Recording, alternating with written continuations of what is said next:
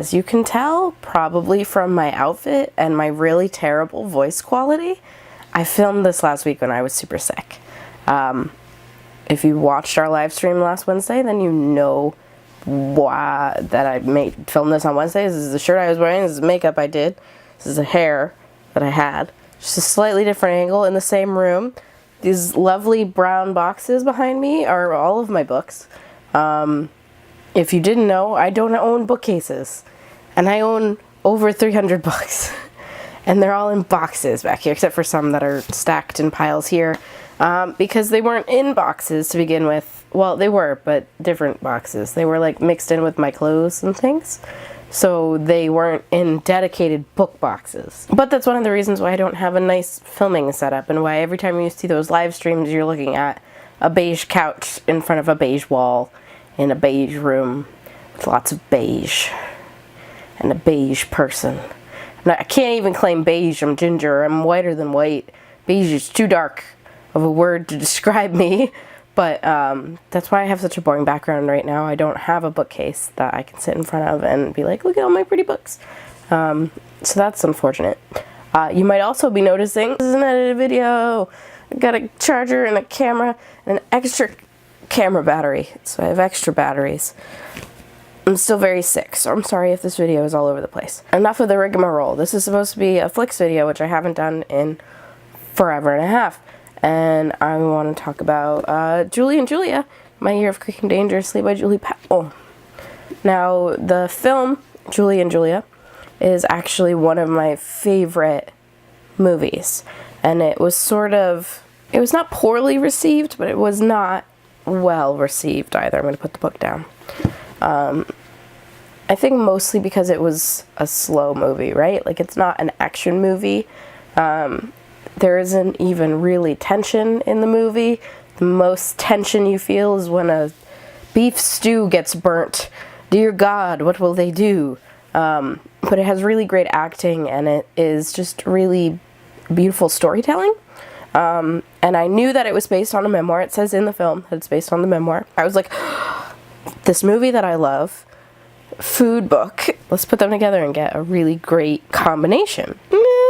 On the book. I think I gave it 3 stars on Goodreads. No offense to Julie Powell, she's just being really honest. It's written in a very candid style of autobiography, of memoir, where she's discussing like mastering the art of French cooking, Kama Sutra, her relationship with her husband at the time, and there's just a lot of girl gossipy stuff, New York gossipy stuff, which I did not care about. Like I said, I liked the really boring movie about food, and I feel like most people would really like this book because there is more tension, there's more discussion, there's gossip, there's all of these things that are much more, I don't know, they play more into most people's psyche. Like, there's more going on than just her cooking for a year. There was a lot more sexual stuff in this book than I was expecting. And I think that's necessary for a story like this. But it wasn't my cup of tea. And maybe I should just stick to reading cookbooks, because I love doing that. I just read cookbooks. I read the recipes. And I love cooking. I love food, so that's fine by me. And this, obviously, I knew going into it wasn't going to be a cookbook. It's not supposed to be a cookbook, but I care more about her growing as a cook than I did about her friends' love life. I didn't care so much about that stuff. My feelings on this might be very different to other people's feelings on this, and I would love to hear from other people what they thought about it. In the film, it's like a 50-50 split between the sections on Julie and the sections on Julia. I feel like the film did a really great job of setting these two stories side by side, right? Like this story of a woman in New York struggling to find meaning in herself, and this woman in Paris struggling to find meaning in herself, and both of them doing it through cooking and through cooking French food, and them being in different time zones and all of that. It was very well done in the film. It was well structured.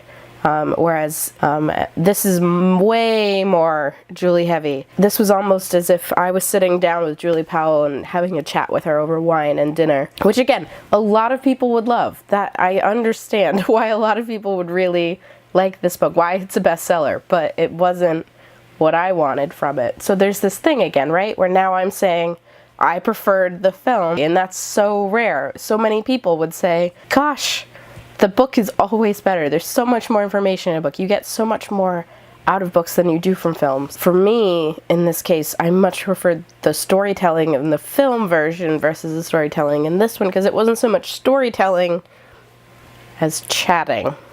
So I don't know, if you enjoy that sort of thing, that like sitting down and gossiping, struggling to find yourself style book, this will be a great one. It's very funny. It does have a lot of really great descriptions of food. It has a slightly more descriptions of sex than I would like, but I'm also demisexual, so I don't like the says all that much. More normal people, again, would enjoy it more than I would, but hey, that's there.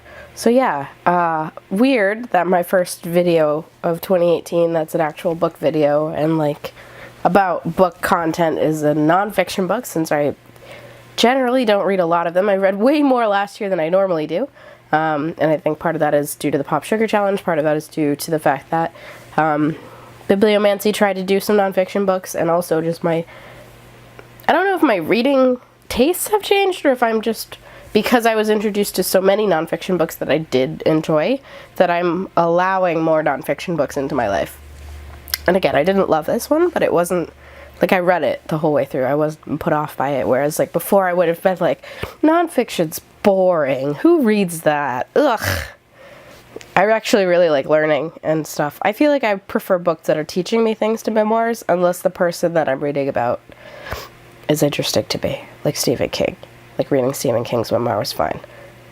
But reading Julie Powell's memoir was not the best. Maybe a Julia Child memoir would be fun. Julia Child had an interesting life. I don't know. I'll talk to you guys again soon. I hope you are having lovely lives, lovely weeks. Good luck. Yeah, January. We're almost there. We're almost through.